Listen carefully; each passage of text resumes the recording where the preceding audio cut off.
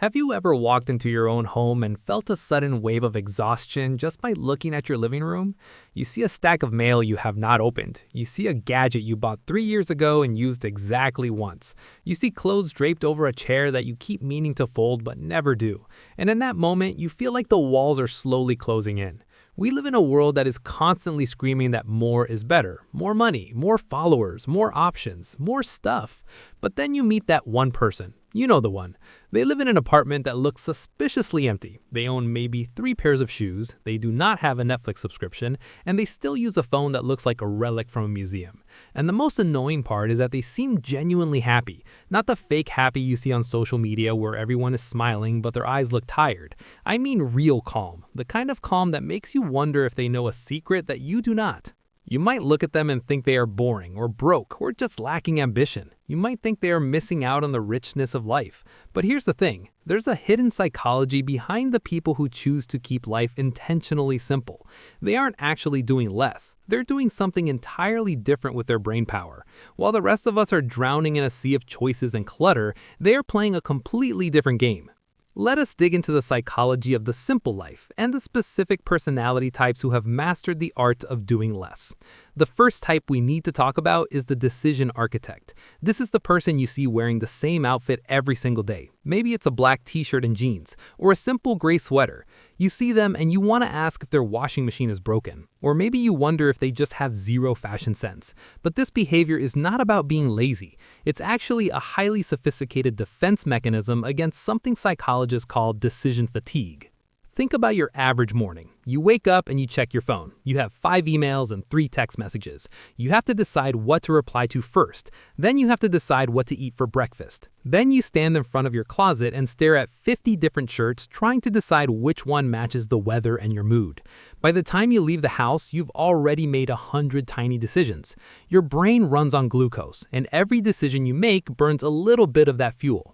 The decision architect understands that willpower is a limited resource. They know that if they waste their brain power on choosing what to wear or what to eat for breakfast, they will have less energy for the things that actually matter.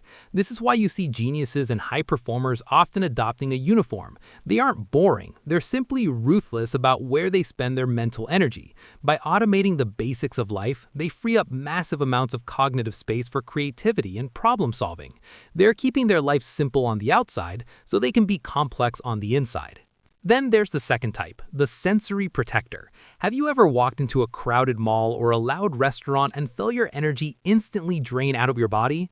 The lights are too bright, the music is too loud, there are too many people moving in too many directions. You stand there trying to act normal, but your nervous system is screaming at you to run away.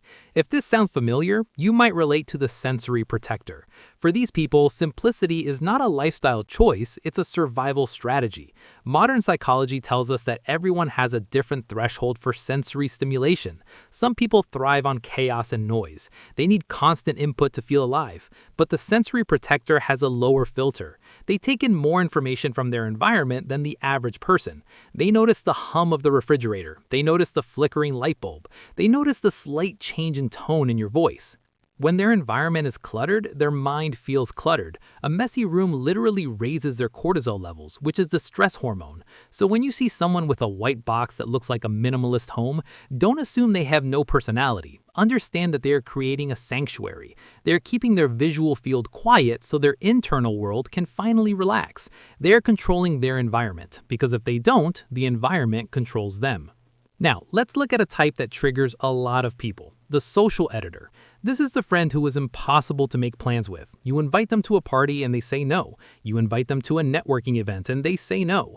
You start to take it personally. You think they don't like you or that they're being stuck up. But the social editor is operating on a principle called JOMO, the joy of missing out. Most of us suffer from the fear of missing out. We say yes to things we don't want to do because we're afraid that if we say no, we'll fall behind.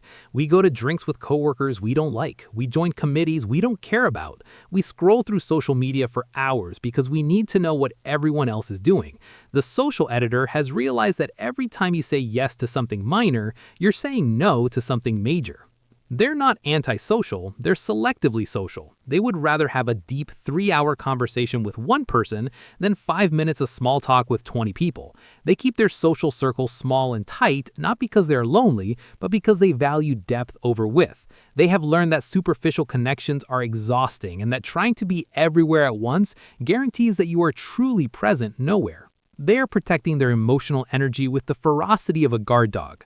But perhaps the most fascinating type is the experience collector. This is the person who seems to own nothing but has done everything. They might live in a tiny studio apartment and sleep on a mattress on the floor, but they just got back from a month hiking in Peru. They drive a beat-up car that makes a funny noise, but they spend their weekends taking pottery classes or learning a new language. Psychologically, this person has hacked the system of human happiness. There's a concept called hedonic adaptation. It basically means that when you buy a new thing, like a car or a phone or a pair of shoes, you get a spike of happiness. But that happiness fades very quickly. The new car becomes just your car. The new phone becomes just a phone. You get used to it, and you're right back to your baseline level of happiness. However, experiences work differently. When you go on a trip or learn a new skill, the happiness doesn't fade in the same way. In fact, the memory of the experience often gets better with time. The experience collector knows that buying stuff is a losing game. You can never buy enough to stay happy permanently. So they opt out of the consumer rat race entirely. They keep their material life simple so they can afford to make their experiential life rich. They aren't depriving themselves. They're investing in the only thing they can actually keep, which is their memories and their growth. There's one more type that is becoming more common lately, and that is the control seeker. The world feels very chaotic right now. The news is scary. The economy is unpredictable. The future feels uncertain. When the world feels out of control, human beings instinctively look for something they can govern. For the control seeker, simplifying their life is a way of regaining agency. They can't control global politics, but they can control exactly how many items are on their desk. They can't control the stock market, but they can control their morning routine down to the minute. By imposing strict order on their immediate surroundings, they create a buffer zone against the chaos of the world. It provides a sense of safety and predictability. When they organize a drawer or declutter a closet, they get a hit of dopamine. It's proof that they have power over their domain. If you find yourself stress cleaning or suddenly wanting to throw everything away when you're anxious, you're tapping into this psychology. You're trying to build a fortress of simplicity in a complex world. So what happens to the brain when we actually embrace the simplicity? The science is quite compelling. When you reduce visual clutter, you increase your ability to focus. A study by researchers at Princeton University found that physical clutter in your environment competes for your attention. It results in decreased performance and increased stress. Basically, when you look at a mess, your brain is constantly processing that mess, even if you think you're ignoring it. It's like having 20 tabs open in your internet browser. Your computer runs slower, your brain runs slower. People who simplify their lives are essentially closing those tabs. They're freeing up processing power. This often leads to a state that psychologists call flow. Flow is that magical state where you're completely immersed in what you are doing. You lose track of time. You feel capable and clear. It's very hard to enter a flow state when your phone is buzzing and your desk is covered in junk, and your mind is worrying about the 5 different obligations you said yes to. Simplicity is the gateway to depth. But here's the trap. Simplicity can become its own form of obsession. There's a fine line between a healthy minimalist and someone who is just trying to numb themselves to life. If you're throwing things away because you're afraid of attachment, that's not simplicity. That's avoidance. If you're saying no to every social invitation because you're terrified of rejection, that's not simplicity. That's isolation. True simplicity is not about having an empty room, it's about having a full heart. It's about clearing away the noise so you can finally hear the signal. It's about removing the things that don't matter so you can make room for the things that do. Maybe as you're listening to this, you're looking around your room. Maybe you're seeing the piles of stuff and feeling that familiar weight on your chest. Or maybe you're looking at your calendar and realizing you're booked solid for the next 3 weeks with things you don't want to do. It's easy to feel guilty. It's easy to feel like you're failing at the game of modern life because you're not hustling hard enough or buying enough stuff. But ask yourself this.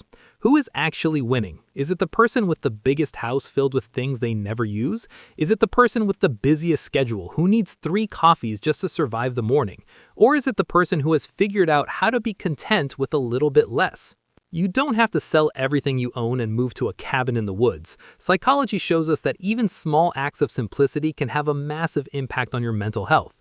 It could be as simple as clearing off your nightstand so the last thing you see at night is not a pile of clutter. It could be waiting 24 hours before buying anything online to see if you actually need it.